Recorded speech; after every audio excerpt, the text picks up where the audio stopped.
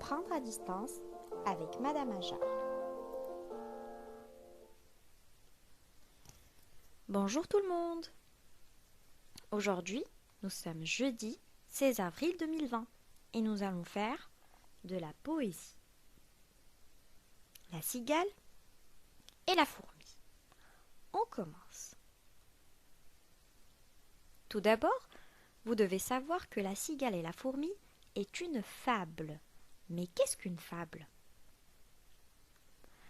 La fable est un court récit écrit en vers, c'est-à-dire que c'est une petite histoire écrite sous forme d'un poème. Elle contient des rimes et les personnages de la fable sont représentés par des animaux. Le fabuliste est un auteur de fables, c'est-à-dire que la personne qui écrit les fables, on l'appelle le fabuliste.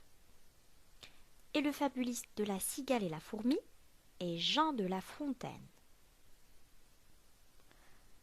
Nous allons voir maintenant le portrait de Jean de La Fontaine.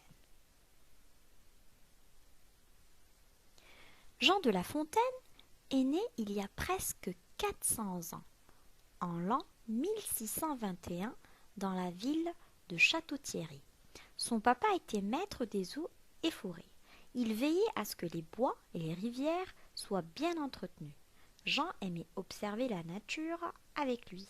Son papa lui racontait comment vivaient les animaux. Jean a lu beaucoup de livres et il a découvert la poésie. Il était très rêveur. Il adorait se promener seul dans la forêt pour réciter ses poèmes préférés.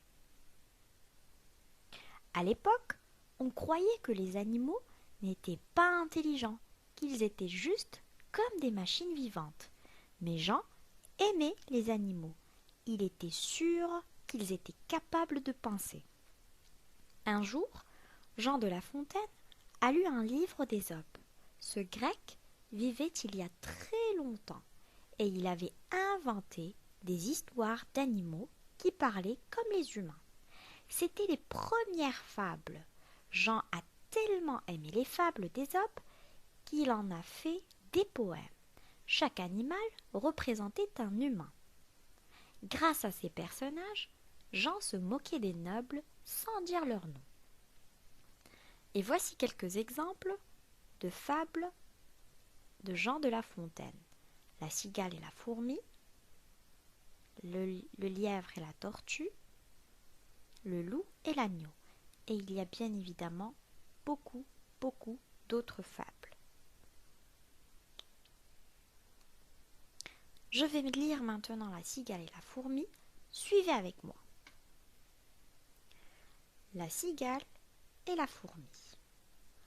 La cigale ayant chanté tout l'été, se trouva fort dépourvue quand la bise fut venue. Pas un seul petit morceau de mouche ou de vermisseau. Elle alla crier famine chez la fourmi, sa voisine, la priant de lui prêter quelques grains pour subsister. Jusqu'à la saison nouvelle, je vous paierai, lui dit-elle. Avant loup, foi d'animal, intérêt et principal.